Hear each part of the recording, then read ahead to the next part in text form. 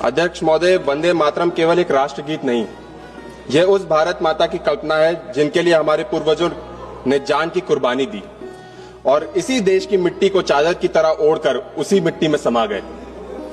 यह वही भारत माता है जिनके लिए रानी लक्ष्मीबाई और बेगम हजरत महल जैसे वीरांगनाओं ने बलिदान दिया।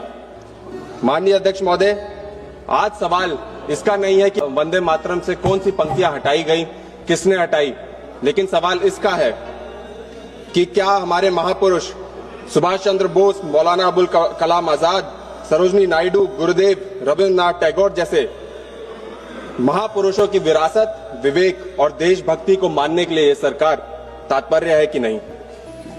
अध्यक्ष महोदय, माननीय प्रधानमंत्री जी ने आज सुबह अपने भाषण में कहा कि अंग्रेजों के समय में इस देश में बंगाल के माध्यम से ईस्ट इंडिया कंपनी का राज था और वे हमें लूट पाए क्योंकि उन्होंने फूट डालो और राज करो की नीति अपनाई। अध्यक्ष महोदय, वही रास्ता आज सत्ताधारी पार्टी अपना रही है। आज कुछ अरबपतियों के साथ गुजरात के जरिए एक नई वेस्ट इंडिया कंपनी बन गई है। ये वेस्ट इंडिया कंपनी जो समाज में विभाजन पैदा करते हुए देश में प्रभाव और नियंत्रण स्थापित करने में पूरी तरीके से जोर लगा रही है। जिस देश में 1% लोगों के पास 40% संपत्ति हो, जिस सरकार का लक्ष्य 2030 तक 90% बंदरगाह को निजी हाथों पर सौंपना हो, जहां 11 नए हवाई अड्डों का निजीकरण पर विचार किया जा रहा हो, वह यह महसूस होना तो बिल्कुल स्वाभाविक है माननीय अध्यक्ष महोदय कि मानो सरकार नहीं बल्कि कंपनियां ही देश की दिशा तय कर रही हैं। जिस तरीके से ईस्ट इंडिया कंपनी ने अपने समय में इंडिगो के जरिए हमारी जनता को सताने का काम किया, आज यही वेस्ट इंडिया कंपनी अपने इंडिगो के जरिए हमारी जनता को, इस देश की इस जनता को सताने का काम कर रही है। सर, जिस तरह अंग्रेजों ने हमारे महापुरुषों की सामूहिक समझ और देशभक्ति का प्रहार किया, उनपे, उनकी नीतियों पे प्रहार किया, उसी तरीके से आज हमारे उत्तर प्रदेश में दलितों पे, गरीबों पे, पिछड़ों के घरों पे भी बुलडोजर चलाया जाता है। अध्यक्ष महोदय, यहां तक कि जिस तरीके से ब्रिटिश राज में उन्होंने अपनों को भी नहीं बख्शा, आज इस सरकार ने कई वर्ष तक इनके समर्थक रहे माननीय प्रधानमंत्री की क्षेत्र के दाल मंडी इलाके में अपने ही समर्थकों की दुकान तोड़ने का काम इसी सरकार ने किया। अध्यक्ष महोदय, ये बताता है कि सत्ता की भूख में अपनों की भी नीलामी लग जाती है। माननीय अध्यक्ष महोदय, प्रधानमंत्री जी ने बंकिम जी का बहुत जिक्र किया, लेकिन वो भूल गए कि बाबूजी ने स्वयं कहा था कि सामाजिक असमानता राष्ट्र को कमजोर करने वाला एक विष है।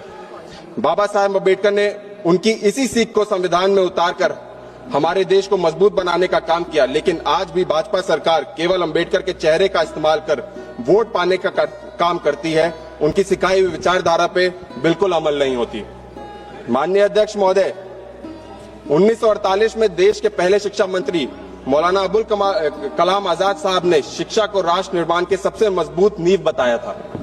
माननीय अध्यक्ष जी, आज यही सरकार उसकी धज्जियां उड़ा रही है।